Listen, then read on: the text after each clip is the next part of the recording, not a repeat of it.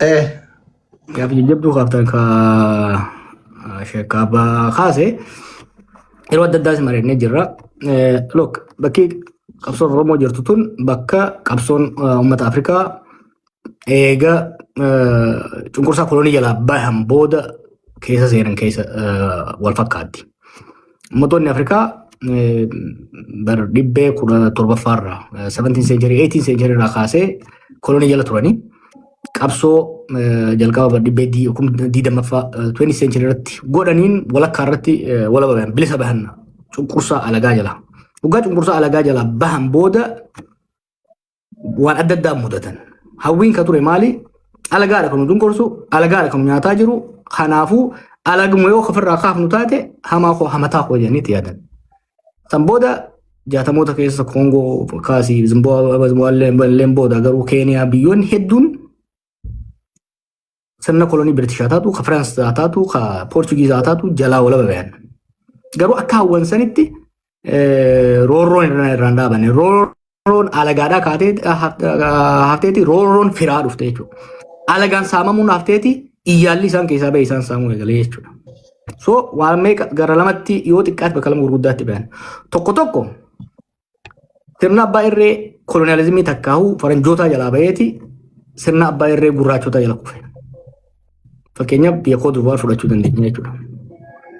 Tokko tokko sirna abbaa irree ijaaruu waan hin dandeenyeef wal waraansa keessa seenee extreme case Koongoo fudhachuu dandeenya jechuudha. Biyyoota hedduu hagoodha akka hawwanitti gara dimokiraasii qacaan. Probably Botswanaadha akka fakkeenya kaasuu dandeenya jechuudha. Uummanni keenyaaf yeroo dheeraadhaaf sirna gita bittaa warra biraa jala ture. Qabsoo addaa yeroo dheeraa godhe booda bara 2018 abdiin silaa gara roorroo waliigalaa maaliif uummanni tokko hoggaa qabsaa'u roorri isaan alagaa waan ta'e qofa osoo hin ta'in roorroo jibbeeti kan qabsaa'u. So nutis akka biyyoota Afrikaa biraatitti roorroo alagaa jalaa kaaneeti roorroo murna nu keessaa bahee jala seenne jechuudha. Kanaaf bakki amma itti ilaaluu qabnu kanuma Afrikaatiin nu mudate. Warri Afrikaas Keeniyaa fudhanne fakkeenya biyyaan yeroo waggaa 3 akkas keessa taa'e yoo fudhanne gita bittaa Biriitish jala turanii san booda Keenyaata bulchiinsa sirna Jomo Keenyaata jala san booda inumaa akka sanirra hammaata bulchiinsa moo jala turanii san booda Kibaakii jalatti gara malti paartii dimokiraasii ce'anii jeequmsatti illee seenanii amma stable dimokiraasii ijaaruu danda'anii jiran jechuudha warra Keeniyaa. Nutis wanni amma wanni nu mudate waan Afrikaa san mudateedha. Kana sirriitti hubachuun barbaachisaadha. Sirna alagaa gita bittaa alagaa jalaa baaneeti sirna saamichaa nama keenya jala seenne. Hanga Koongollee hammaatuu baatu ka hawwine Botswanaadha. Ka arganne Keeniyaa under Keeniyaa ta'a under Mooyi hammaatee garuu hanga Koongoo kan hammaatiin keessa seenne jechuun murnaa amma jiru kanaan. Murnaa amma dura alagaa irraa dhufeen ajjeefamaa tumamaa turre saamamaa turre.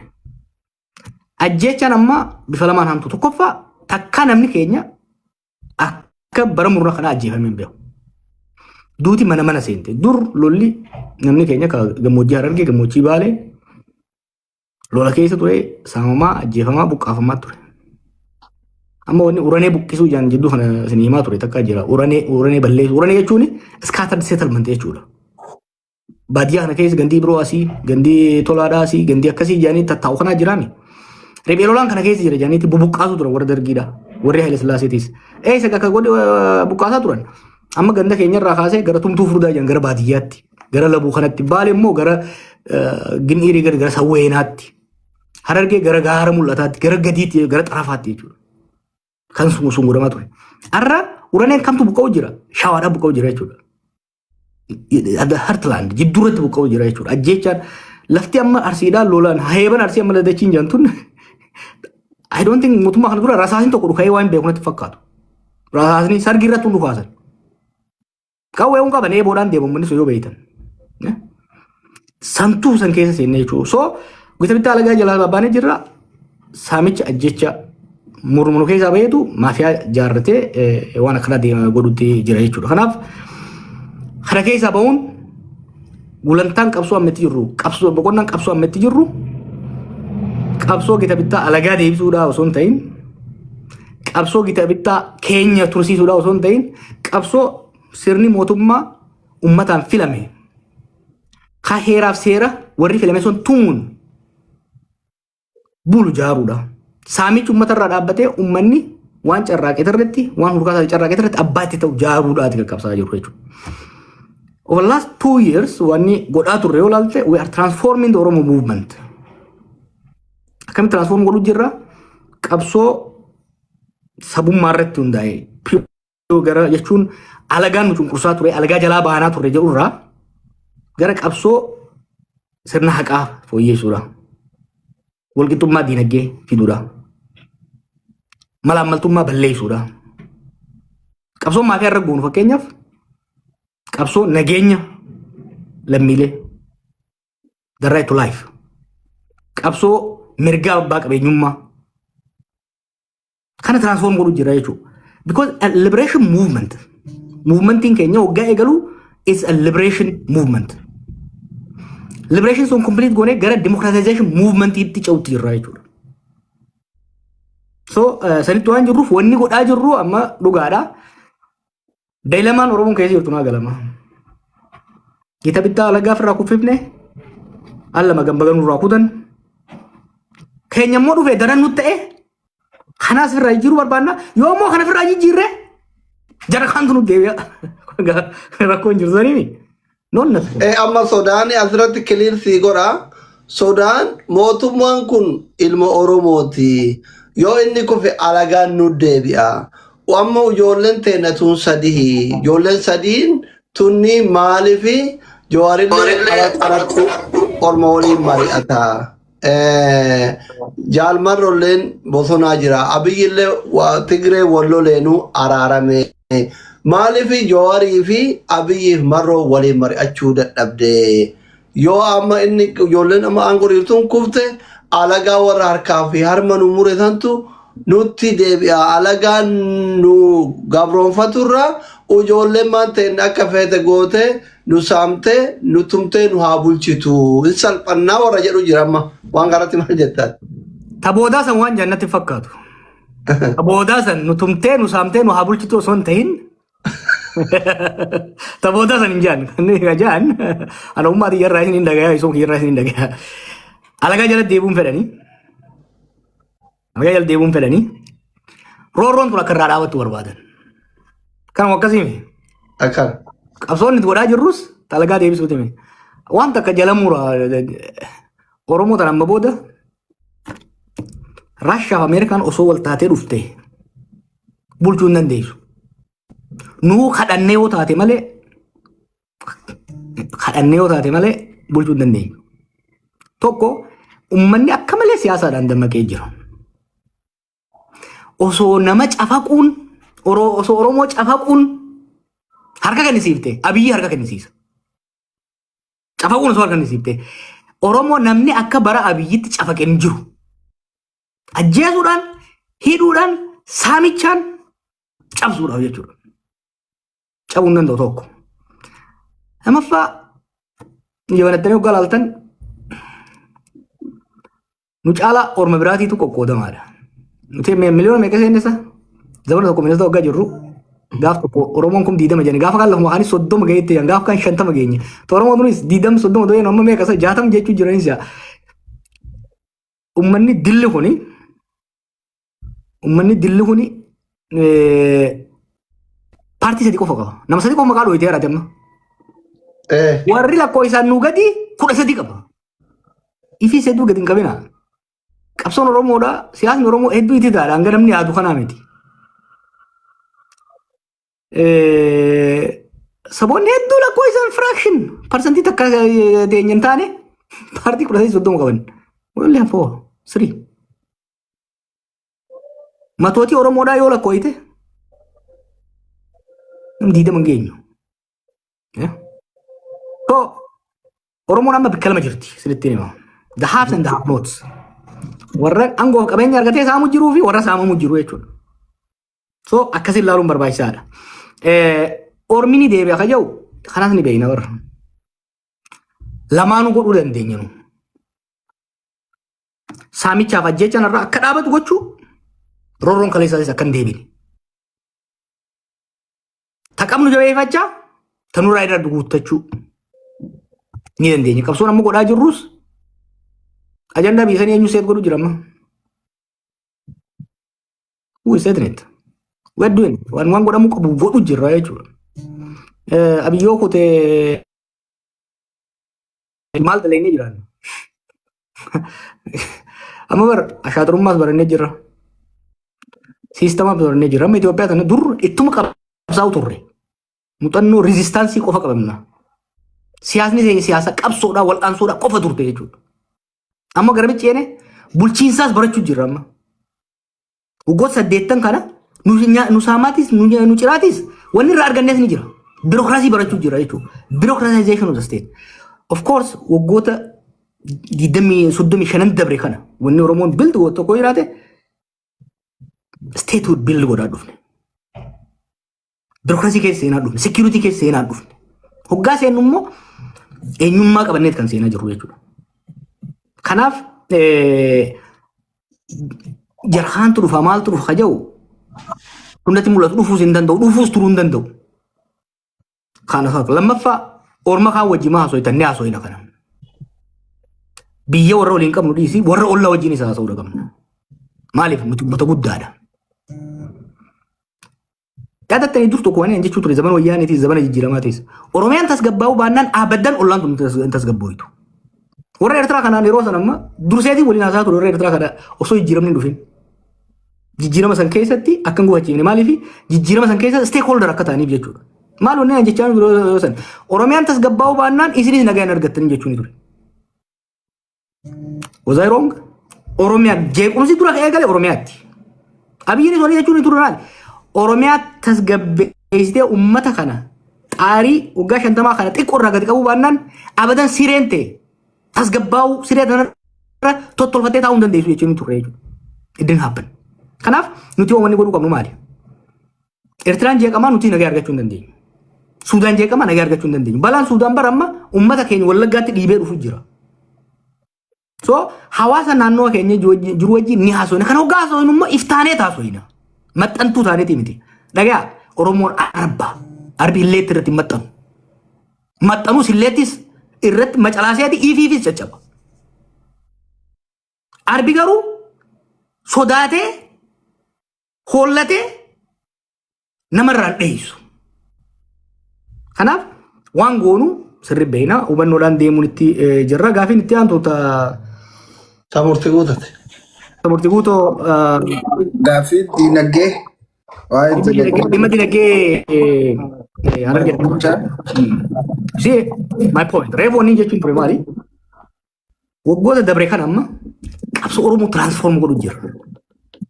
Beeki gaafa qabsoo qeerrootis Oromiyaa shalbii firirraay Oromoo firstiitti finne. Itoophiyaa irraa fotoognaatti irraay gara Itoophiyaan teenyaatti jijjiirre jechuudha. 4 kiiloon siituu malee caaluun jee goola ba'e jechuudha. Amma immoo maal goone liberation movement irraa liberation ideology irraa maaliif san mostly complete waan gooneef gara economic centered equity centered politics itti ceesuu jirra jechuudha. Gaafiin amma murtii guutoo kaasee I love it. Now qabsoon Oromoodhaa properly frame ta'aa deemaa jira jechuudha. Gaafiileen amma waggoota lamaan dabran kana ka'an kan amma murtii guutoo kaasee wal qabata. Mirga qabeenya ifiit irratti akka dhuunfaattis akka uummataattis abbaa ta'uudha. Maal gaafiin kaasuu jiru? Gaafiin karaa Awaash kun amma gaafii gurguddoo lama of keessaa qaba. Tokko gaafii dinagdeedhaati. Dinagdeen Harargee guddaan Jimaadha. Jimaan kun nagaan dhufee Adaamaa Finfinneetti gurguramuu danda'uudha qaba. Gurguramuu baannaan qonnaan bulaanis daldalaanis dhabuu jira. Gaafii lammataatti jira kan wajjin wal qabatee jiru. Gaafii nageenyaati. Gaafii nageenya lubbuun jiraachuu dalagachuu namoota dhuunfaati jechuudha. Shooferri dalagatee meeshaa gurguratee fe'atee geeffatee ilmaan isaa nyaachifachuu danda'uudha qabaa jechuudha. Gaafiin Oromoon amma irra jiru gaafii akkanaati jechuudha. Gaafii amma harargee kan hoggalaallee tiyoorii irraa hoggan isinii bee sagantaa bal'oon ni jira maaliif akkaan dhiise isinitti hima maaliif akkaan tursiise. Daawwattoota kenna galatooma ulfaadhaa warroonni gaafii qabdan karaa keessaan qunnamuu inbox gochuu dandeettu. Warri kuu jala kanaan immootu oseenee afaan kiyyaan gaafa dhayyettellee manaajaroonni mana kanaa waan arguu baadhallee isin galchanii anillee isin galchuu yaala. Namatu gaafii keessan gaafiin tokko warra biyya bulchuurraa gaafiin tokko warra sheekota irraa naabarraa amma ka warra biyya bulchuu sanii Joowar ummataa fi biyyaaf yaadee miti nutti hinaafaa nu jibbaa wal dhabdee dhuunfaa isaa qabamoo biyyuma fummat isaatiif yaadee tokko kan asli kan warra biyya bulchuu na gaafate kana warra deebii kannaa warra warra gammachiis ofuun na barreesse hiriyyaadha ani gaazexeessaadha warra gammachiis ofuun na gaafate nutti hinaafaa jedha. Toora gammachiisti dhufna toora isuusuu kana deemnee finna toora isuusuu erga finne jimarratti waa lama deemu jira. Kawara jedhu walirra deemta kawara karamni sheekaa na gaafate si hima malee. Akka hin daganne boodara na gaafatta asli. Akka hin daganne. asli Tamurti guutuu deebinu maaliif gaafii yeroo hedduu dhuftu laal. Jimaarra tokko baay'ee jira. Qabsoo cimaa gooneeti awwadaa baddee isaa deemnee jimaa matarra kaayanneeti jimaa halaal goone.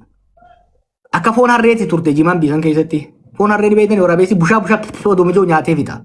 Itoophiyaan doolaara jimaa irraa dhufu haram jecha galiin sun jimaa kajaa'uun hin galmaa'u ture. Others kajaa'uun galmaa'u ture. No jimaa jaa barreessaa kajaa'u. Jimaan qabeenyaa.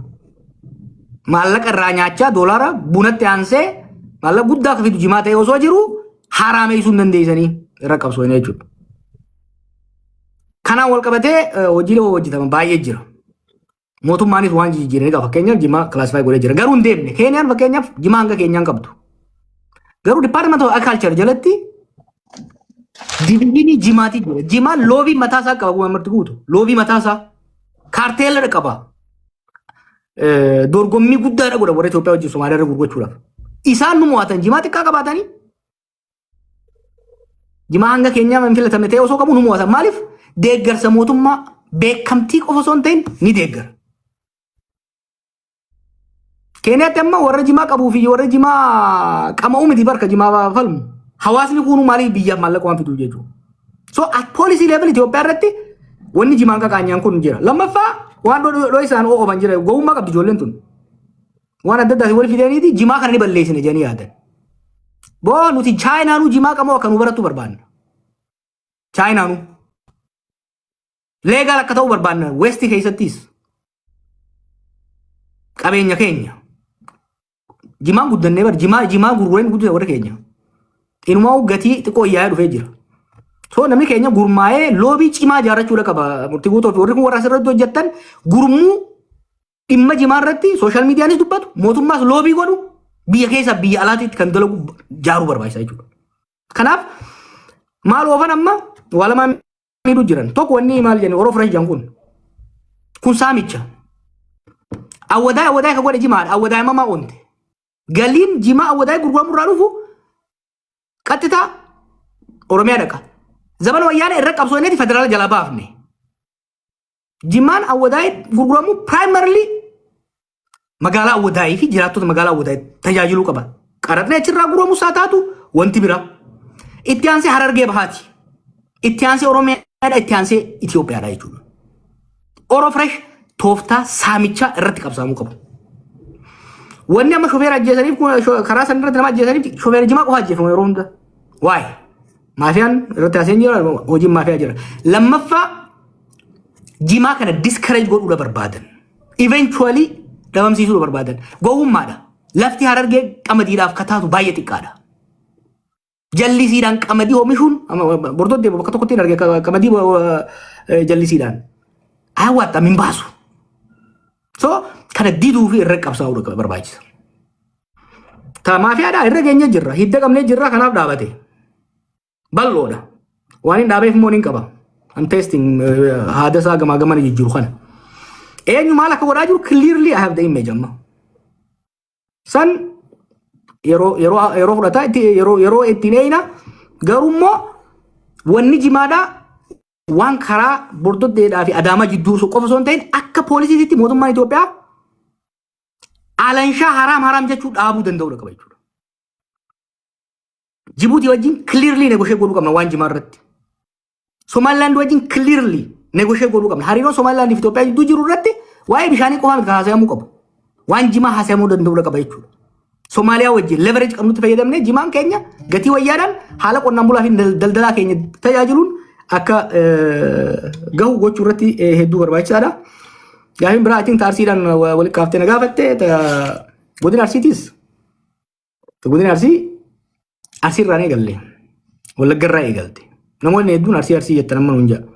Gaafa dura rabshaan Wallaggaatuun eegaltu walga'iilee duraa namni godhe hanga Wallaggaa dhaqee hanga Asoosaatti dhayina rakkoo sana hambisuudhaaf.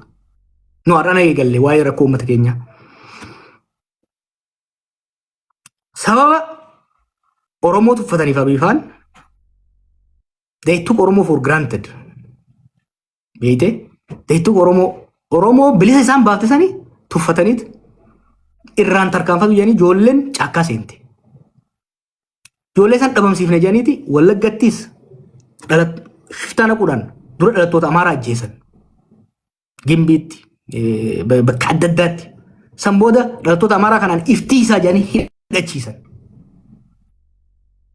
Giddaa ayyaanaatiif eebantuu fi bakkoota adda addaa azaabat kan jijjiire waraana mootummaan bobbaase ka Faqqadaa Abdiisaatiin hoogganamuu fi faannoo Bizaamoo jedhamu ka mootummaan hidhachiise bobbaase lamaan kana kan uummata fixee jechuu gara lachuu irraa. Waggaa lamaan dabre kana marroonfaa jijjiirama tarsiimoodhaaf fidan. Jijjiirama tarsiimoo isaan fidan maali? Amma booda beegii fi gidaamitti Booranaa fi Gujii miti yeroo irraa inni godhuu qabnu. Naannoo magaalaatti kan jiru humna qaban akka jirutti Shawaa, Arsii, Harargee lixaa gamolaamu Arsii lamaan kanatti fidan jechuudha. Keessattuu Arsii keessatti humni Arsii keessaa sadarkaa akkamitti dhadhaabateen isin hima. Tokko gaafa nu hidhan san manguddoo abaa'oo durtan kana gahan nama mana teessu cafaqan. Jarri duruu qawwee beekaa caakka gale takka ja'a. Lammaffaa qeerroo tana hidhaa hoggaa baay'ata du'arra hafte inni fixan ijoolleen sun manguddoo bira dheeyte.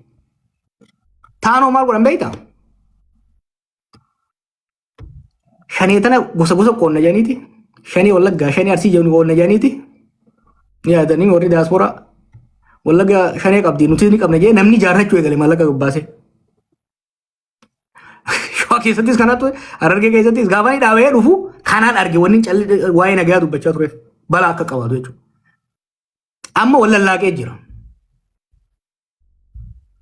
Lolli badda Arsiitiif baddaa Shawaa seenee hin ba'u ibidda qoboota keessa seenee. Haala teessuma lafaatirraa riphee lolaan hoggaa socho'u rakkoo nyaataa akka gammoojjii Harargeetiif baaleetti rakkoo nyaataatiif bishaaniif hin saaxilamu. Bishaan bashi midhaan bashi. Amma akka Wallagga godhan san godhuu barbaadaniiti asitti humna riphee lolaa galee kana gad erganii Amaara ajjeesanii Amaara hidhachiisu jiran. Naannoo keenya maal meeshaan ni beeyna. Ijoolleen turii ni beeyta warri naannoo keenya dhufu.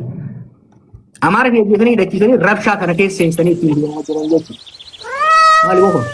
Kanaaf amma kana kan godhu jiran ni fashaleessina.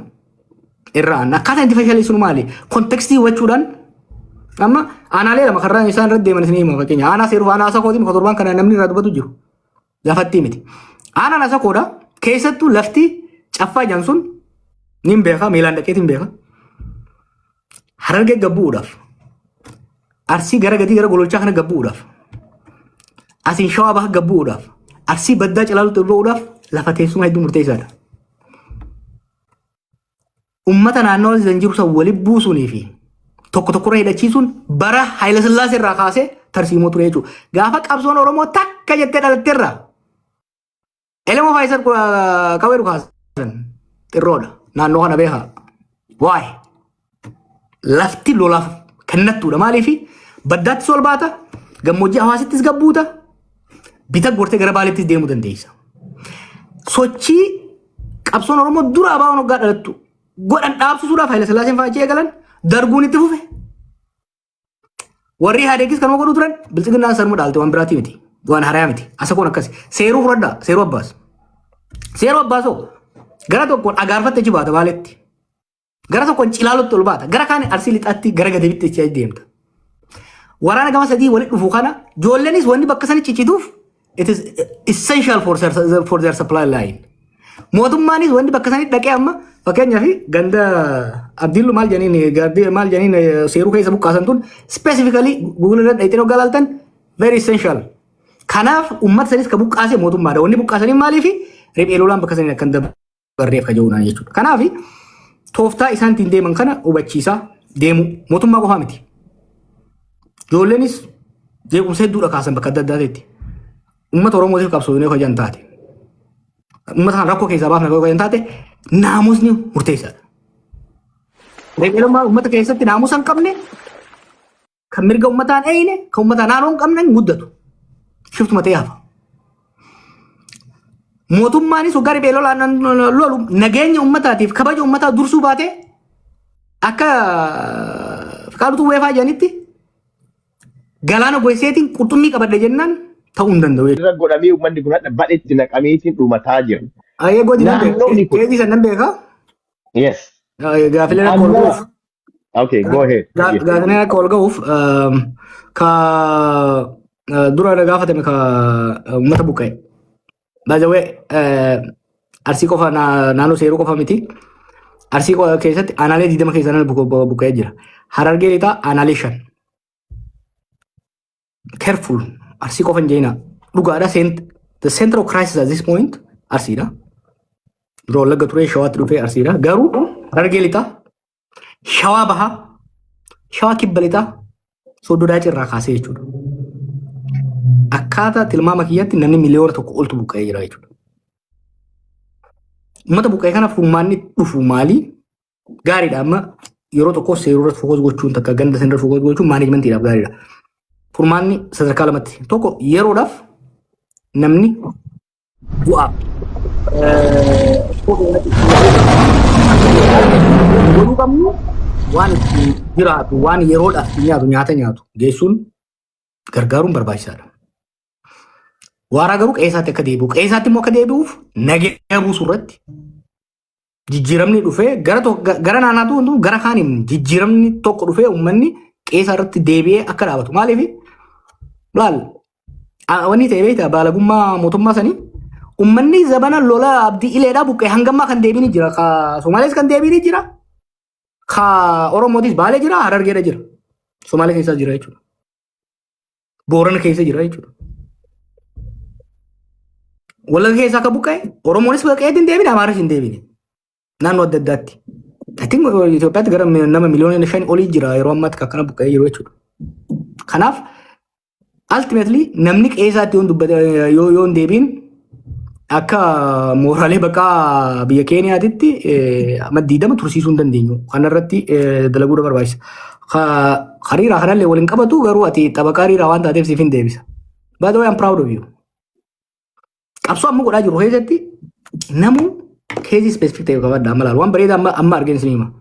Amma murtii guutuu dhumma jimaa kana shaampiyoon godheetti deemu jira. Dhimma Oromoo waliigalaa hin dhiifne. San keessatti garuu keezii tokko specific godheetti deemu jira jechuudha. Mugurbaan kun immoo godhiin kun yeroo hunda gaafa bilbilaa bilbiluus gaafa Facebook katabuus gaafa hunda dibiriiraan fida jechuudha. Giddumaan anas arraba na kaa'ee jira biyyas Oromoo guutuu arraba kaa'u jira jechuudha. This is good and I'm proud of you guys. Kuni wanni ta'uu qabu kan amma. Namuu qe'ee isaatitti maaliif goonni abbaa keessa jiruuf ni fa'a. Kana focus godhaa deemuun jajjabeessuun barbaachisaadha. Dhimmi riiraa adda kanaan lolaanii miti qabuu qabu manni riiraa. Manni riiraa lafa isaa fudhachuudhaaf diil Imireet wajjin godhame irraa lafa isaa fudhachuudhaaf deemamaa jira. Bosona tiisuudhaaf jedhamee uummanni kun bosonni kunii fi uummanni riiraa walumaan dhalatee achi gahe. Akkasii walumaan. Bosona osoo hin jirin keessa deemaan jiraatu uummanni sun. Dachiin gabbattuu waan taateef dachii xiqqoorraa ni gargaaranii adeemtanii gaafa shilli xoofi raafuu nyaachuu turre. Aananiin jiraata, dhadhaan jiraata, deemaan jiraata uummanni sun. Bosona osoo hin tuqin. Bosona eenaan excuse miti. dhugaa yoo dubbanne amma gama asaanu gama diinshoo kanatti bosona miidhuun ni mul'atti. Gama riiraatti hin jiru. It's not fair haalli itti dhiyeessan. San waa yaa jaan immoo oggaachi buqqaasanoo. Gammoojjiitti gad ergan. Uummata baddaa gammoojjii miti baddaa gammoojjii namni baddaadhaa gammoojjii baddaa keessattuu uummanni qonnaan bulaa jiraachuun baay'ee ulfaata. Odoo haala mijeessiniif achi geessan osoo mana hin ijaaraniif dachii isaanii qophooyte hoo kaabineen walii hirtee isaanii jechuudha. Shira hammaatu uummata riira irratti dalagame. Kanas guyyaa tokko guutuu fudhannee uummata hubachiisuun hedduu barbaachisaadha jechuudha fi bareeda kaafte. Doktor maal kaasaa ture isa reefu ta'a. Ni naafta akkasuma.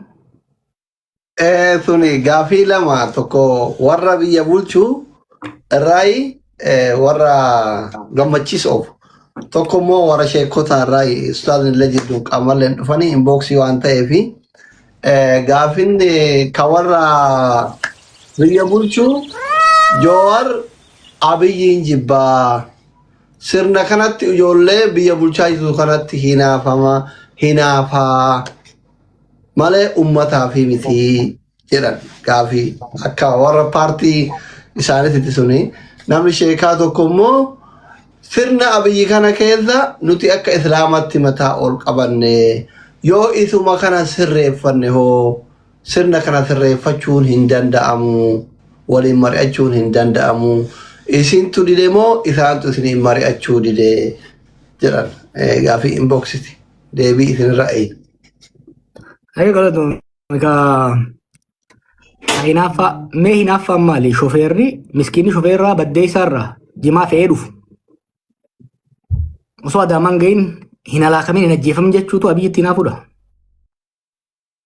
Maafiyan wal jaarte miskina ite cafaite maallaqa baankii isaa keessaa naanneeffachuun dhaabbachuu qaba jechuutu hinaafuudha. Reefu gaafii tokko gaafatee ture murtii guutuu isiniifin baasa viidiyoo san. Wallahi hoggaa shiftaan makiinaa dhaabsiftu hunoo dhaabsisuuf deema itti dhukaase sirriitti hin dhooyine huno amma gubuuf deema gaazaan tuqate jaanii haasa'u jiran laayif ta'anii ilaalan warri mootummaa diroonii qaban amma mootummaan akka durimi oraalsitti argitu diroonii dhallaalu jiran lafa buusuu dandeessi. Hukaafnaan namni irraa dheessuu danda'a osoo isaan laalan itti dhiisan jechuudha. Maaliif namatti gadi hin dhiibne nageenya namoota ergeetii jechaan ni godhe. Shakkii turree amma dura bara evidensii ni qabna. Amma karaa borduu deemni dhufu irratti buufata waraanaa hedduu jira. Achuma cinaatti hoggaa shofeerri aboo nu qaban jee iyyuu nu laallatu jedhanii. Asiin gara salaalee kanaas akkasuma jechuudha. Kun dadhabuu humna dhabuurraa osoo hin ta'in amma shiftaa kana dha'uunfaan waan waraana guddaa barbaachisu. Diroonii gandara deemanii ijoollee takka takka irra dhukaasaa oolan. Ijoollee ribeelolaa Amaaraa fi Oromiyaa keessa jirtu nama tokko ajjeesuuf irra dhukaasaa oolanii akka xumaashaatitti uummata kana eeguu ni danda'an. Maaliif dirooniin waa lama hojjetti? Surveillance and attack. Ni ilaalti live si garsiifti waan ta'u jiru. Dhugaatiin immoo karaan gurguddaan Finfinnee geessu hundi security kaameraa fi surveillance drooniidhaan eegama 24 hour. Waan hin torbaan dabre irra gahe qabatamaan jechuudha. 24 hour laalan osoo laalan itti dhiisu jiran. Waa'ee tokko warri saamu keessa jira garuu warri olaanu waan saamurra waan argatu osoo hin ta'in they believe in governing through crisis.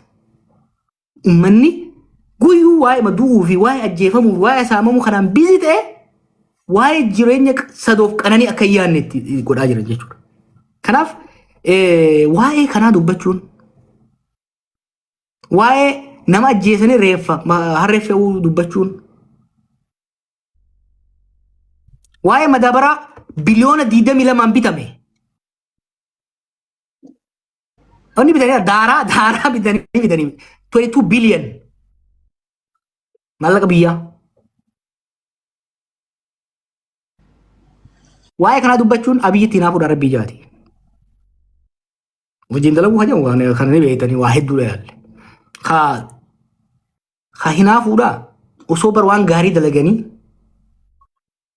waan nama boonsu dalaganii way osoo waan aan ta'ee bakka isaanii hay nama jeesanitti ni naafa maafiyaa dhibbaatiitama majaaranitti ni naafa ummata miliyoonaan buqqa'u kana aan buqqisuu dhabeeyyeetti ni naafa jiran sanii miti ankalee isaas ijoollummaan qabsoota irra seeni osoon siyaasaa bitaa mirgaan beekin roorroo qeenna dhufteetu ija kiyya duratti waanin argeetu qabsoon seensise saamicha naannoo keenyatti gabaree teenya irratti ajjeechaa godhamaa ture qe'ee teenya irratti simbal jedhanii hoggaa nama mana hidhaa keessatti gabaree sana laal ruumi xiqqaa kana keessatti xaabiyaa janti nu bira astiin dagachuu hin danda'u akka qoraanitti akka itti dhiibaniitti cufan turan ansantu qabsoon na seensise har'aas irraa dhiisee ture yeroo ga'a amassati dhiisee keenya jiraachuun ture hammaataa deemnaaniin siyaasa deebi'ee jechuudha ammas taanaan hinaaffaa isaanii osoo hin ta'in gocha isaan godhaniitu na deebise waa'ee musliimotaa mirgi bilaashin mootummaan sii kennu tokko hin jiru oromoonis waan argatte dhiiga fiitiin argatte qabsoo fiitiin argatte waggaa 50 itti dhumne itti cabne itti arganne malee fakkeenyaaf wayyaaneen maal jechuudha federaalizimii isin kan jette federaalizimii isin nuun kennine nuutu qabsaa'ee nama keenyatu abboota keenya qabsaa'ee fide mootummaa oromoo maal nuutu baadhatee wasaasaadhaan gurra isaan kaa'e oromoon kan musliimaa yoo fudhatte hoo wanta akka sarara namni daggataa bara qabsoo qeerroo ti fakkeenya akka ta'e qabsoo dimsaa chinisamaa jedhamu ka gaafa mallasfaan dhoortoo biyya faranjiit irraa argataniif fayyadamuudhaaf jecha alabash waan jedhamu fidanii dhufan ummanni dideet qabsaa'eet tokkummaa isaa agarsiiseet alabashii sifirraa fincilsiise dhoorkee mootummaan itti dhufte yoo jara kana yoo kadeebifnuuf taate malee jarri kun ammallee nukaa jedhanii deebisan kanaaf sheekonni fi ustaazonni yoo qabsootan keessa jiraachuu baattan afoo hin alillahi garuu isiniitu isin jechuun jalbar ustaazotaan isa koreen 17 kadhaqee achi keessa qabsaa'e jummaa waltajjii mormiititti jijjiirameeti harka dhufe kadhaan kan dhufe hin jiru mirgi mootummaan abadan mootummaan takka kadhaan waan namaan gootu ta arganneef alhamdulillah jedhanii ta bira gaafachuudha gaafata mootummaan amma booda immoo kana booda wanni nama deebisuullee hin jiru ustaazonni hedduu yaalan sheekonni gurguddaan anaaf abiyyi yeroo hedduu waliif fidan beeka yaalan dhugaa wanni gochuudhaaf wanni isaan jedhanis ni beeka manguddoonis abbootiin gadaas sheekonnis keessonnis hedduudha yaalan dhugaadha nagaa biyyaa waan barbaadaniif kabajaan qabaaf yaalii isaanii saniif wanni hin taane garuu isinittiin hima zulmii osoo argan nama akkana buqqa osoo argan shofeera miskiina garaa goggoifatee halkan san keessa barkaraa karoonni karaa dhufan ammallee karaa tokko jira karaa baddee isa irraa akka dhufu karaa caccabaa tokko san keessa deemee namni dhufa ittiin sanillee itti cufuun oolle amma halkan saniin hirriba dhabanii dhufan. Sanuma irratti hawaanii uummata fixaa jiran. Karaa san irratti amma laal. Ifiifuu karaa san irra deemuun du'a beeke. Asuusu ari'a. Uummata kanaaf dubbachuuni laal.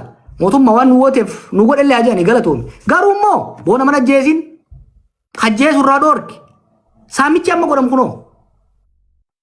Ka dukkaana irra deemanii akka shiftaatti milishaa fi kaabineen namarraa guurtu boo hayti ta'e tana haqa namatti hin dabrin namaan jechuun tun waanuma warra sheekotaaf qeessota irraa eeggamudha jechuudha. Akka yaadaa fi gaafii itti sii dhiyeessa fitadhee jira. Galatooma. Ayyee galatoomaadha. Gurbaan beeksoo kaase. Eedaa waan takka takka osuma waan furamuu osoo danda'u balleessanii jiru. Waan hin qabatamaan beekuma gaafatte. Rakkoon daangaa sun yeroo dheeraatu gangalataa dhufe. Gangalataa dhufee referandeemii goone jedhanii halaxa qaba referandeemii ni beekna. San booda bara qabsoo qeerroo kan itti daamsine jedhanii uummata wal fichisiisan. So sagantaa karoora lama tarsiimoo steeppii lamaatiin itti seenne waan san waggaatti deemnu. Tokko Kayo gababa nagaya buusu lola dhaabsisuu fi nagaya buusu. Sadaffaa furmaata waaraa jechuunis daangaan bifa ifa ta'een akka sararamu. Sadaffaa immoo hawaasni kun misoomaa fi hawaasummaadhaan wal hidhataa akka deemu jiru development project baafneeti kan deemne jechuudha. Moyyaalerraa hanga hardiimitti hanga naami lafa teessanii olta nama karaarra jirtu tana. Maali gaa? Doba. Dobbaan gaman hanga mi'eessoo dabartee gara awaashitti dhuftu kanatti. Bordodde na waashina. Bordodde. Hanga bordoddeetitti yaa. Moyyaalerraa hanga bordoddeetti gosoota lamaan jiran. Hanga konfiyuuzina godhanitti gaafa tokko waan ta'e hima. Gosa lamaa dhufe gosa Oromoo fi gosa Somaalee. Gosti Oromoo sun afaan Oromoo haasoftu afaan Somaalee haasofti. Gosti Somaalee afaan Somaalee sirriitti hin beektu afaan Oromoo haasofti. Gara baabbilee kanaan si'a. Uummanni kun wal keessa jira. Wal loluun barbaadanii wal lolchiifamaa turan. Araaraas godhachuu barbaadu. Garri Booran irraa kaasee as hanga Iisaa fi Ituu jidduu jirutti sanii gaditti hanga gosa balbalaatitti nama finnee mariisifnee Finfinneetti, Dirree Dhawaatti, Naayiroobiitti, Dubaayitti, Ameerikaatti, Awurooppaatti marii bal'aa goone waan san dhaabuu dandeenya. Karoora itti aanu kasilaa mootummaan fudhatee muddootas mari'achiisee seenaas laalee seeraas laalee daangaan san akkan sochoonetti furamuu qabu ture. Hin goone dhaaban. Amajjaa nageenyi dhufeeti amma lamaan dabre kana hoggaa qabsoon eegaltu deebisanii eegalanii jechuudha. Ammas taatu dhaabbachuudha qaba.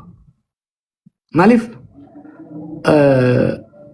warra hedduun deeme hanga isa baalee ganda garra riiraa kana gad hanga madda olaabutti deemee daangaa Oromiyaa ceenee laalle warra obboleeyyan keenya Somaaleetiis. Namu dachii fi ni beeka. Wanni godhuu qabnu maali? Tokko nagaa buusuu, lammaffaa daangaan ifa godhuu, sadaffaa pirojektii gurguddaa ummatoota daangarra jiran kana waliin akka misoomanii fi hidhata amma resource scarcity illee jira kontirbaandii hedduu kan uummata lolchiisu jechuudha. Kanaaf pirojektoota gurguddaa godhuu. Itoophiyaan hoggaa dizaayin gootu nama beektaa mana akka ifii ta'u ijaarratame akka isaa ta'utti. Warri ijaare akka isaa ta'u ijaare. Fakkeenyaaf waa'ee gumuruukaa kana fudhattan waa'ee kontirbaandii maal godhuu kana bakka biraan jiru bara. Naannoo Somaalee Oromiyaa gama bahaa fi kibbaa qofa jiru. Moyyaalee kaasii hanga gara Somaalilaandii seentu kana kanuma jidduu ka waraanni gannatamee deemu. Gara bishaanis guma waraanni achi deebi'ee godhamti. Kanaaf diinagdee kanaas diisentralaayiz godhuu. Diinagdeen Itoophiyaa yeroo ammaa harki 70 Finfinnee naannoo isaa irratti hirkatti. Maaliif fiwudaalonni hoggaa ijaaran akkasii dizaayin godhan. Diinagdeen Itoophiyaadhaa keessattuu uummata qonnaan bulaatiif uummata tiifatee bulaa gara gammoojjii jiru kana irraa saamuudhaaf malee takkaa itti kennitee hin beektu. Uummanni Harargee waa keessa jiru bar baay'inni isaa xiqqaa seera. Probably 7 to 8 million. Harargee lamaanii meerii jechuu jiru Harargee bahaa qofa. Bajanni Harargee bahaatiif ramadamu ka Bishooftuu waan caalatti fakkaatu Bishooftuu naannoo sana. Kontribuushinni garuu yoo laalte tiktookiin naayyamu malee waan tan akka gaafatan yaadee karooraa fi sassaabbii galii bara dabree kana hin qabamma. You can't believe it waan godinoonni kennan. Godinni Wallaggaa fagoo jiru, Arsiin lixaa fagoo jiru, magaalonni garuu hin kennan. Maqaaf illee yoo taate mootummaan Dargiitii fi mootummaan Ihaadeeg rural center turan baadiyyaa irratti agricultural development waan akkasii qaban turan. Tun garuu harka tolfatteetuma mootummaan magaalaadhaa taate. Mootummaan magaalaatii fi mootummaa haayiweedha. Risoorsiin uummata adiyyattu kanaaf uummatumti keessaa baane. Aanaan keessaa dhufe sitti immoo buna Harar jedhamu kuni bookee fi gololchiituudhaa dhufa. Aanaa sadii akkasi. Bunni tokkoffaan Itoophiyaadhaa buna sani. Buna san kiiloo takkarraa yoo kiiloon takka $10 gurguramte aanaalee san saantimni kudhan hin dhufu yookiin wanta doolar kudhan gurguramte saantimni kudhan hin dhufu deebi'ee ni beektan ijoolleen naannoo keenyaa ni beektan. Kanaaf ikonomik moodel Itoophiyaadhaa riidizaayin godhamuudha qaba. Ikonomik zoon irratti keessattuu ikonomiin lixa bahaa akka intigireet ta'e waliin ka'utti. Fakkeenyaaf ikonomiin Harargee fi Baalee Bahaatiif Somaalee kun akka waliin ka'u irratti hojjechuu barbaachisa. Ka Booranaa fi fakkeenya waan isaan godhan bar waan darree isaan godhan. Gaafa dhaqee ni yaadattan Itoophiyaa Airlines dhaqeetiin ture. Wanni tokko CEO isaanii wajjin haasofne naannoo uummanni keenya tiifatee buluu jiru kanatti eerpoortiin tanamaa osoo hin ta'in eerpoortiin fe'iinsaa akka ijaaramtu. Fakkeenyaaf bakki propose goone Mooyyelee fi Nageellee ture. Nageellee Booranaa ture. Maaliif jenne isin fakkaate? Yeroo hedduu waggaa laaltan uummanni keenya kun loon qaba re'ee qaba boonni dhufee jalaa fixa.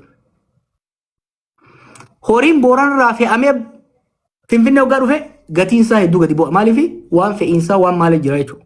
Horiin sun garuu re'eenis horiinis achuma qalame xayyaaraan fe'amee Saawudii yookaan kutaate Saawudii biyyoonni Arabaa kun wanni fudhatan. Xayyaara maal godhan beektaa? Yaabeelloo ijaaran instead of Mooyyelee. Mooyyelee iddoon ga'u ijaarame namni keenya ka Keeniyaa jirus nama keenya Keeniyaas ka jiru wajjin cee ka gamana jirus ka Somaaleetis ka gamaa gamana jirus konsorraa kaasee itti fayyadamaa jechuudha. Nageellettis yoo ijaarte Nageellee yoo ijaarte Baalee Bahaa Gujii Soomalii waliin fidaa jechuudha. Isaan hoo maal godhan kanarra godina ijaaraniiti gosoota waliin naqu irra deeman. So san kanarraa hin maqee immoo wanti daangaadhaan wal qabatus beyond border dispute. Wallola daangaa bira dabarree hawaasni daangaarra jiru kun bar wallolchiifamu waan hin jirre irratti bar maarra walloltanii jeeni bar Baalee dhaqee wata kan jiru bishaan hin jiru wata kan jiru. Dachirra wallolchiisan wallolchiisuu cina manna osoo akka isaan waliin guddatan godhanii irraa faayidaa qaba. Kabiraa waa'ee Alshabaabiin kakaafte waan isa riqoo qabu beekan tun waan hin fashalsaa asiin ga'e hangarraatti waan ittiin boonu keessaa isa takka. Sirriitti illee dheereesse 2006 akkasiin si'a 2008 osoo Obaamaan aangootti hin dhufin naannoo san duratti walga'iin tokko Stanford University turte. Walga'iin irratti warri Itoophiyaattis warri biyya adda addaa tokko dhufee haasa'u turan. Gaafasiin maal argee Oromiyaa kana keessa finxaalessummaan dhufu jira jiran. Saboo jarri kun biyyumaan itti dhaldhee keessa qoree deemee qoree miila na diraa turtee bishingaa nyaadhee waan itti rakkadhee haasa'u jira immoo. Tabiraa haasa'an. Hordofnee boodawwan sun alaabaa isheen dhufte. Alaabaa ishees maali? Ekstreemizimiidha. Ni beena warra hadraati warra tooyidaa jedhanii warra bashunnee ni jirti ni beena keessa guddanne. San bira dabaree nama ol ajjeesu warra agarree nuti. Nama amantii biraas ajjeesu agarree nu. Nama muka qawwee hidhatee deemu. Sheekota waliin waccoo taate malee nama waliin deddeeramu takkaan agarre. Shirri kun maali? Shirra they want to securitize. Waan reefu ni ilaal. Boordara amma gumrukni keellaan eessa jira. Booraan alaal. Maafiyaan Booraan eeggan tokkaan tokko jaan gosa keessa galanii. Booraan mee isin gaafadha Mooyyaalerraa hanga Yaabeellootti keellaa meeqaa jira. Bakka biraa keellaan akkasii jiraan jiru. What is the game? Maali namni hayi Mooyyaalerraa fidatee namni Yaabeellootti yoo gurgurate wanni qaratamaa ooluuf maali biyya biraan dhayine. Kun bakka biraan jiru. By the way, meeshaan hoggaa gad deemtu hin qaratamtu beeke. Meeshaan ammoo hoggaa gara hoggaa chiila deemtu. This is extraction. Saamicha wanni isaan godhaa jiran. Ta'amma Alshabaab jaanii oofan duras kijiba. Deengadda hoggaa wanni tun kaatu Profeesar Beekama dhimma Baalee sirri qorate. Sirri qorate kaafaan keenya dubbatu dhimma Islaamummaa Itoophiyaa irratti ekspertiin warri Ameerikaatis warri Awurooppaatis experti number 1 yeroo ammaa fayyadamanii gaafadhe. Oohiyyaa. Sagara Baalee kan wanni akkanaa ni jirti yaani qorannaa teetiin agartee jennaan kijibaa kunii naan jee. Olola mootummaa qofarraa hin dhagaye malee keessa deemeetiin laalee amata dabree kanaa wajjin ture. Ijoollee fadhiitoo tokko jira kadhannati jedhanii walitti qaqqaban ijoollee beekumsa hin qabne kontekstii kan beekne kanuma dhaqanii darasaa argan hunda walitti qabanii fidanii onni jedhaniin Alshabaab humna badaadha biyya teenya keessa seenuun qabu dhaamuu qaba garuu hangarraa hafe waan mootummaan dhooyiteefi miti waa lamaatu waan tokkotu hambise Alshabaab Itoophiyaa akka hin seenne Somaalee naannoo Somaalees naannoo Oromiyaas akka hin seenne naannoo biraas akka hin seenne maaliif ummanni Somaalee cunqurfamaa ture baroota dabre keessatti garuu siyaasa amantii sun ta'e siyaasa sabboonummaa naashinaalizimiidhaan mobilaayiz ta'e rakkoo isaa ekspas godhaa ture. Gaafa warri akka Alshabaab kun dhufu sammuun namaaf onneen Somaalee Itoophiyaa keessa sabboonummaa sabaatiin etnik naashinaalizim qabamee jira bootaa dhabe. Oromoo keessattis Oromoo naashinaalizimiin qabamee jira bootaa dhabe jechuudha. Yaaliin godhamne jechuu miti. Ammas qabatamaatti arrafa amma makalakayaan bordodee irratti Alshabaab qabnee jenna. Hoggaan adda baafatu jarri musliimaa miti. Oromoo illee miti. Kun shira warri shira xaxu mootummaa keessa jiruu fi bakka biraa jiru oofuu fi gowwaan keenya osoo addaan hin baafanne dubbiin laaqqatu. Keessa dhalanii uummata kana ni beeyna nu caalaa miidhaa Alshabaab beekuu hin danda'an. Maaliif warra keenya amma arsii keessa maal jedhan ummaan tiyya warra tuulamaati salaaleedha. Abbaan kiyya arsiidha ummanni keessa guddanne ummata Harargeeti ituu fi nooleedha. Arsii bataskaana fidee kajaare baalabbaatota arsii ortodoksii fudhatee zamana malee fudhatee fi salaaleedha. Goorgis qabna nuti amma warra keenya. Diimaa goorgis warra keenya ijaare. Hoggaa ijaaran arsiif salaalee waliin baatee ijaarte. Arrallee gaafa Oromoo barbaadu waliin haaromsa masgiidas akkasuma. Kun kijiba uummata waliin buusuudhaaf godhanii. Wanni amma oofanis fakkeenya wanni amma waa'ee amantii sana arsii keessa fidaniif Wallaggatti Amaara ajjeesaniiti Amaara jedhaniin musliima warra amma Wallaggatti sun irra caalaan nama walirraa buqqee achi dhaqe. Amaara jedhaniin Amaara. Jawwee dhiifama mucaan si afaan dubbatee gaafii filannoo san si irraanfachiise namni hedduun eeggachuu jira. Beekaatiin irraanfadde. Beekaa irraanfatte? Ayyee. Amma fidan kanaas kanaa ittiin deemanii jiran. Malli jiru maali? Tokko hubannoo namaa kaasuu barbaachisa. Wanni akkasii yoo jiraatte immoo uummanni keenya ni beeka. Tarkaanfiin ni fudhatama. Kana saniin ittiin deemudha. Wanti biraa isin kaaftan waa'ee ijoollee waa'ee idiyooloojii. Kun waan durirraa gangalataa dhufte amma garuu warra furmaataatti dhuftee jirti. Amma Itoophiyaa afaan eliitii Oromootii buusuun hin danda'amuti. Amma sun deebii gaafiin takka beektaa osuma gangalattu deebii argata. Amma deebii piraaktikalii deebii argatee jira gaafiin ammatti kaafte san. Wannuma hayyootumatti xiqqaa tokko jidduutti waa deddeemti malee amma garriitti fottoo innuus garriitti nurraa fottoo qanees hin jiru amma booda. Kitaaba gara dhumaa irratti waan hin barreesse isin fassara. Saboonni Itoophiyaa keessa cunqurfaman karaa sadiin furmaata argachuudha yaalan. Karaa lama gurguddaa sadaffaan xiqqaadha. Tokko aboo rakkoon tuni 4 kiiloo fi mangistii Finfinnee tanaa falli jiru irraa fottooquudha kajaan. Warri gaafii kan dura kaasee Eertiraanonni Oromoon Soomaleen Tigraay itti deemanii deemsa keessa warri Eertiraa ni fottooqan. Warri Tigraay immoo deemanii ashaateera mallas sun aboo furmaanni irraa fottooquu 4 kiiloo sana qabachuu qabnaa jeeti olaantummaa argachuu qabna jee qabate. Lama jettanii. Lameen hunda leeyne. Warri Eertiraa fottooqanii bilisummaa siyaasaa argatanii garuu rakkoo Itoophiyaa jalaa nafne. Warri Tigraay dhufaniiti Itoophiyaa irratti olaantummaa argatanii hanga xiqqoodhaaf ni nyaatanii san booda deebi'ee nyaataman. Jarri keenyaas dhufaniiti beektaa mootummaan Abiyyiituun diqaalaadha walitti. Yaada ilaalcha diqaalumtee qabdi jechuun cross fertilized kan ta'e qabdi. Hawwii nugusoota Amaaraa qabdi. Maqnee irree Oromoo irratti hirkatti tooftaa warra wayyaaneetiin deemti. Kana jechuun maali?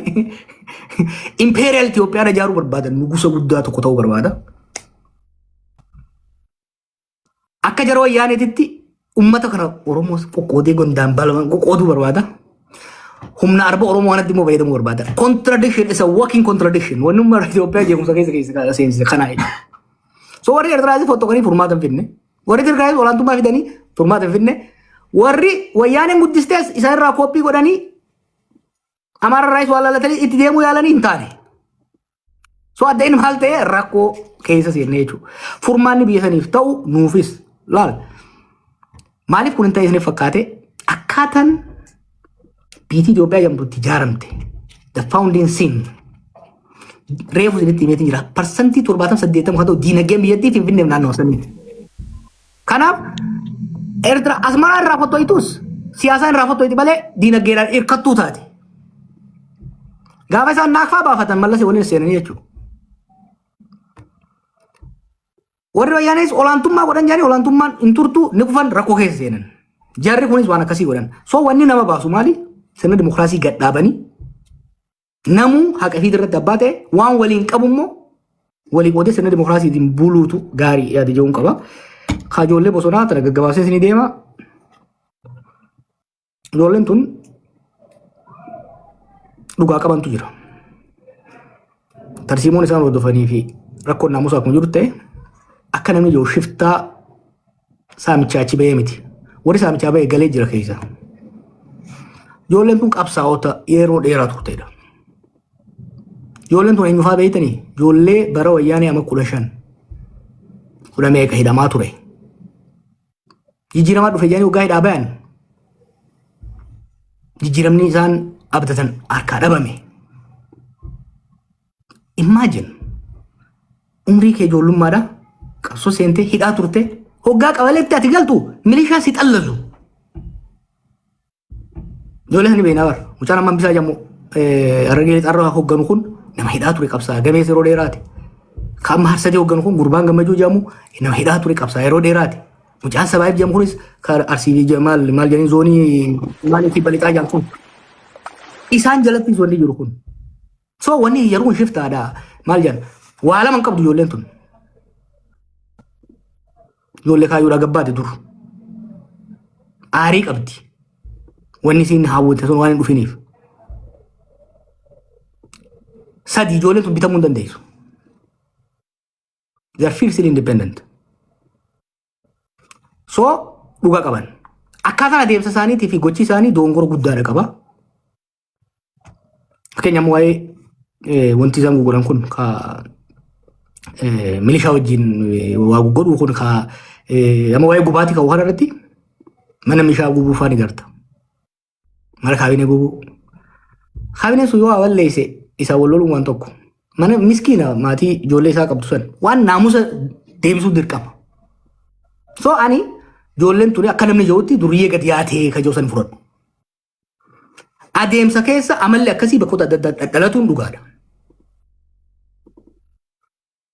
Ijoolleen tun silaa bosona bahuun qabdu turte. Osoo wayi waannu. DDR jennee 2017-2018 proposal goonee maallaqa argatanii maallaqa maal godhan faarsii bulaa ittiin bitatanii bara bifaan. Maallaqa UNDP irraa waraana baa'oo waraana Gimboo Sabaatti qondaalota gurguddaa kana qubachiisuudhaaf qophaa'e faarsii bulaa warra asiin wajjin haasaa ture kana $5,000 $10,000 qaxaru turan. Akkuma arrabsuu irratti maallaqa UNDP irraa waraana Eertiraa dhufe ka biyya keessa jiru qubachiisuudhaaf dhufe ana arrabsiisuu irra balleessan maallaqa ajaa'iba sirtaa. Ijoolleen sun mana hidhaatii baatee tiraanspoortiidhaan Arsitti Booranatti bakka ittiin galtu dhabde ijoolleen tun. Marroo isaan dura waan ba'eef ture ijoolleen 300 wayi Eertiraa irraa dhufte. Oppidiyoon kaleessa manaa isaan baaftee irra deebitee itti fincoofte. Akka namaatti itti dhagamee caakkaa galte. Gaafan galaa jedhuun 2019 haqa isaanii ni beeka. Guddoo ta Oromiyaadhaa laalaa jennee galaa jennee malee. Ijoolleen galchine maal godhan? Itti taphatan. Deebitee caakka deebite. Eertiraa dhuftee caakka deebite. Ijoolleen takka takka ni bineensomtee ganamuu dadarraa ka'ee jechuudha. So tokko dhugaa qaban kana himu lammaffaa